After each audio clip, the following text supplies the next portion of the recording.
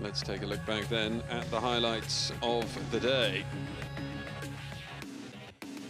Tours to Châteauroux, 160.6 kilometers. Setting out from Tours.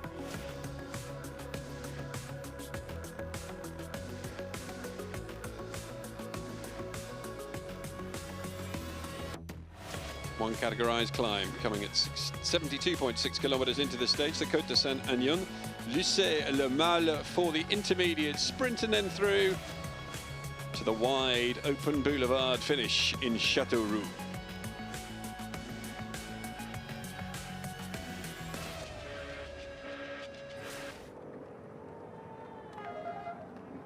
So when the yellow flag went down, as we saw just moments ago in our focus, there was a frenetic race to get in the breakaway, and it looked like a supergroup for some time, including that man, Thomas de Gent, sitting on the front, the gold helmet and the gold glasses of Greg van Avermaet, Jonas Rickert, Kasper Asgreen, Tom Skoints, Niels Pollitt, Søren Kragh Andersen and Georg Zimmermann involved in that group. But the biggest advantage they pulled out was around 44 seconds, and at that point, Française des Jeux, FDJ, decided that they weren't going to let that stick.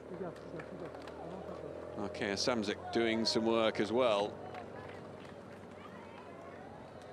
So it wasn't allowed to go away, and they closed down the gap.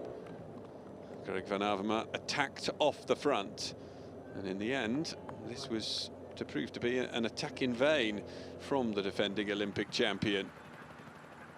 Received some support as the rest of the riders were swallowed up by Roger Kluge.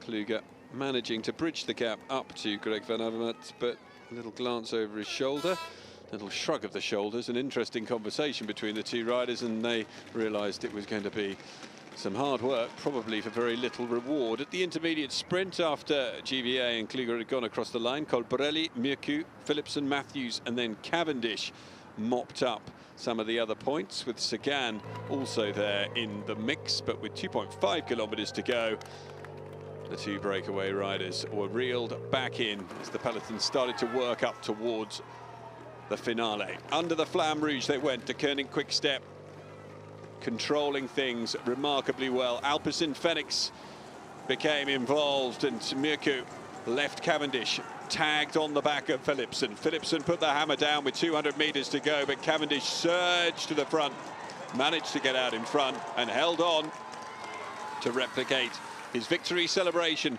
from that win in 2008, and he won again in 2011. Comfortably the yellow jersey, and his team doing most of the work. So for the third time in Châteauroux and the 32nd time in Tour de France history, Mark Cavendish stands atop the podium. And that mischievous twinkle in his eye is very much back. Posted another win. And another win it is indeed. Mark Cavendish coming home ahead of Jasper Philipsen, with Nasser Bouhanni in third place. Arnaud Demar with a better showing today. He's in fourth. Peter Sagan with some important points there.